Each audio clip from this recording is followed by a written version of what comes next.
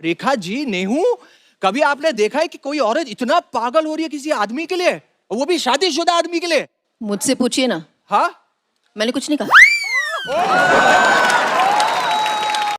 आज इस वीडियो में हम बात करेंगे अमिताभ और रेखा के एक्स्ट्रा मैरिटल अफेयर की। जी हाँ, एक्स्ट्रा मैरिटल अफेयर। बहुत लोगों को ऐसा लगता है कि इनकी लव स्टोरी इनके शादी से पहले की है, बट ये बिल्कुल भी गलत बात है। रियलिटी तो ये है कि रेखा अमिताभ की लाइफ में तब आई थी जब उनकी शादी ऑलरेडी जया से हो चुकी थी। हम लोगों ने अक्सर वीडियोस में देखा है, लोग रेखा को बहुत ज़्यादा सिंपैथी देते हैं और जया को गालियाँ पड़ती हैं, पर इन रियलिटी सफरिंग तो सबसे ज़्यादा जया को ही हुई है। यहाँ तक कि इन दोनों की अफेयर जब स्टार्ट हुई तब अमिताभ के दोनों बच्चे भी हो चुके थे। दोनों ने पब्लिकली कभी अफेयर को एक्सेप्ट नहीं किया, पर कहा जाता है कि 1976 में दो अनजाने के सेट पर इन दोनों की लव स्टोरी शुरू हुई थी। दोनों एक बंगलों में छुप छुप के मिला करते थे, पर लोगों को इस बात की भनक तब लगी जब एक फिल्म के शूट के दौरान एक एक्टर ने रेखा के साथ मिसबिहेव किया था। उस टाइम अमिताभ बच्चन उस एक्टर पे बहुत ज़्यादा भड़क गए थे, पर उस वक्त अमिताभ और रेखा दोनों ने अपने इस रिश्ते को नकार दिया था। कुछ लोगों का ये भी कहना है कि जया ने रेखा को अपने घर डिनर पे बुलाया था और उन्हें ये बात अच्छे से समझा दी थी कि वो उसके पति से दूर रहे। उस वक्त की आई फिल्म सिलसिला लगभग इनके लाइफ की रियल स्टोरी पे ही बेस्ड है।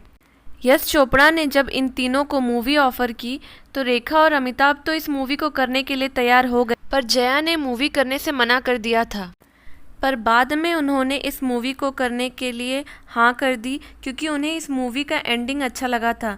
इसके एंडिंग में एक्टर जो है वो अपनी पत्नी के पास वापस चला जाता है, अपनी प्रेमिका के पास नहीं रहता। इस फिल्म की कहानी बिल्कुल इनके रियल लाइफ की तरह ही है, जिसमें अमिताभ जया के पास वापस चले जाते हैं, रेखा के पास नहीं। इस फिल्म के बाद अमिताभ और रेखा ने कभी भी एक साथ काम नहीं किया। अमिताभ अपनी ज़िंदगी में शायद आगे बढ़ गए, पर रेखा कभी आगे नहीं बढ़ पाई। आपको अभी भी बहुत से वीडियोस और इंटरव्यूज़ मिल जाएंगे जिसमें ऐसा नज़र आता है कि रेखा अभी भी अमिताभ से ऑब्सेस्ड है। अब आप यही वीडियो देख लो, इसमें अमिताभ को एक अवार्ड मिलने वाला है, पर रेखा कैसे बिहेव कर रही हैं। वो यहाँ साफ साफ जया को अनकंफर्टेबल फील करवा रही हैं। रेखा को जब ऑलरेडी पता है कि उनका अफेयर गलत था, तो फिर उन्हें ऐसे ऑब्सेशन शो नहीं करना चाहिए। उनके इस बिहेवियर से साफ पता चल रहा है कि वो ये सब जानबूझ के कर रही हैं। बहुत से लोग रेखा की तारीफ करते रहते हैं, पर मैं तो तारीफ जया की करनी चाहूँगी।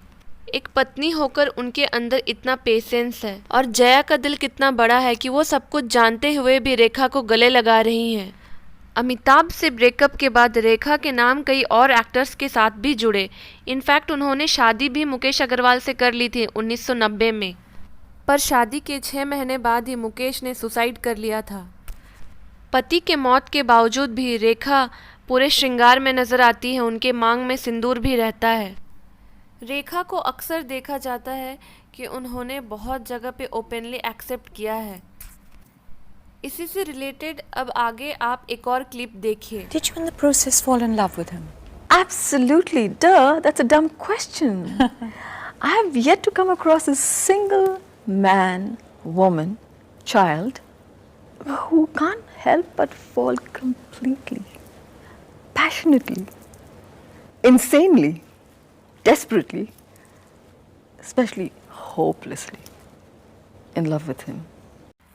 सोशल मीडिया पर अक्सर लोग जया को रूड बोलकर ट्रोल करते हैं। लोग इवन ये तक कमेंट करते हैं कि अमिताभ के साथ अगर रेखा होती तो उनकी ज़िंदगी ज़्यादा अच्छी होती। लोगों को कुछ भी कमेंट करने से पहले एक बार ये ज़रूर सोचना चाहिए कि जया ने अपनी लाइफ में कितना कुछ सहा है, पर अपनी फैमिली को साथ रखने के लिए उन्होंने हर चीज़ में एडजस्ट कर लिया। पर अभी भी कुछ मीडिया वाले ऐसे हैं जो अमिताभ और रेखा के एक्स्ट्रा मैरिटल अफेयर को ग्लोरीफाई करते हैं। इवन रेखा भी प्राउडली एक्सेप्ट करती हैं कि उन्होंने ये अफेयर किया था। इन सब में सबसे गलत अमिताभ और रेखा ही हैं। सोशल मीडिया पर लोगों को जया के लिए हेट नहीं फैलानी चाहिए। आज के वीडियो में इतना ही। Thanks for watching.